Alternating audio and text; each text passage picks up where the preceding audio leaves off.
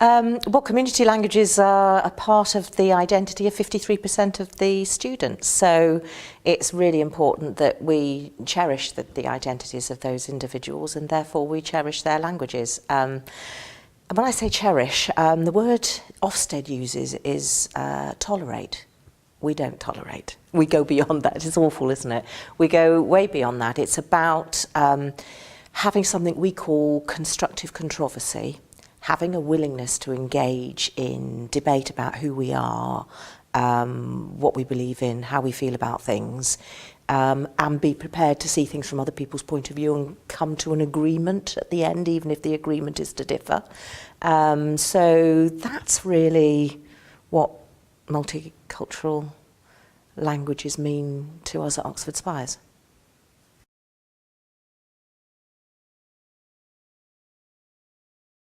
In some schools they will not be, and they won't be because people will be saying, I'm having to do this because of Michael Gove and 5 A stars to C and the English Baccalaureate, and I don't agree. They will be in some other schools because even existing in a monoculture, they will value a more outward-looking perspective, more global perspective. And in schools that are richly diverse, I think they're very much valued because they're such an important part of self and community.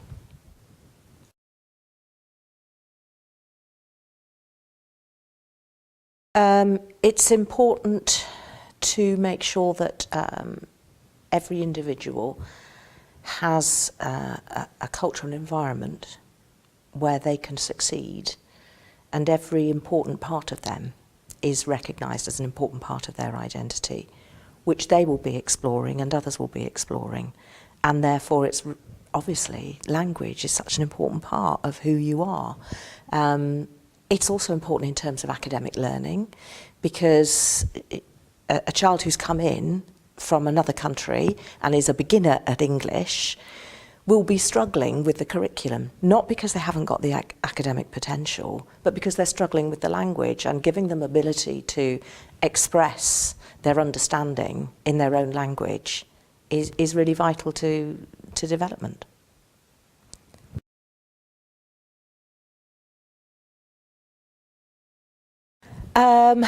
I guess it was less about initiatives and more about a culture. We have a really good English as a second language department, and they worked on some excellent beginner classes and grammar support for students throughout. They worked on collaborative projects with whole departments that had a really good effect.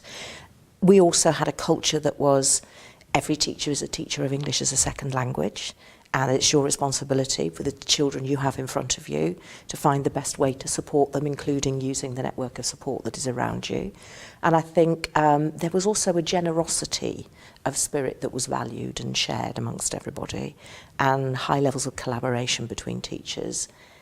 And it was those sorts of things that put the icing on the cake.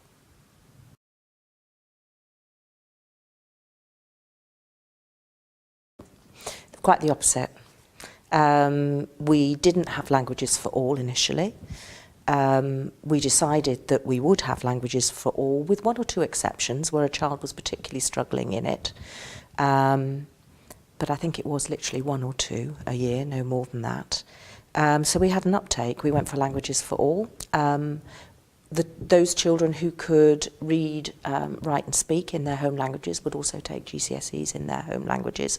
So the last year I was there, 17 different languages were taken as GCSEs. We used to take Urdu, teach Urdu as GCSE and A-level, until that was no longer part of the offer by exam boards. Yeah, we're looking to expand further. Mandarin, there was a little bit of teaching of Mandarin going on.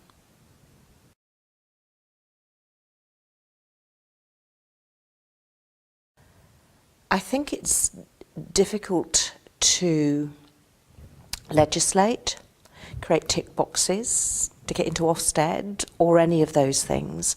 I think it's about leadership. It's about having a global outlook.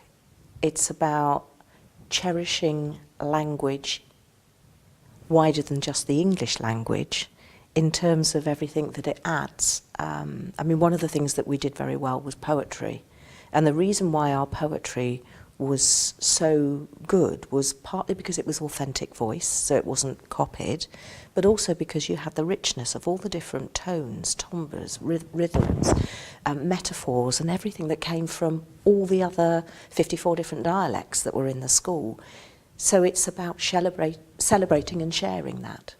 I think the government tends to focus on underachievement, and my belief is that you get what you focus on. If you focused on richness and celebrating diversity and looking at where you find quality and why, I think that's the way forward.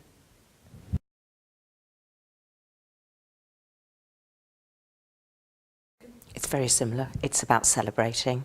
One of the most powerful things we did was an oracy project, which I referred to earlier, the Talking Schools research, where there was this debate and personal voice. We teach public speaking, we teach debating, and we teach this idea that it's okay to go there and disagree and then find some common ground.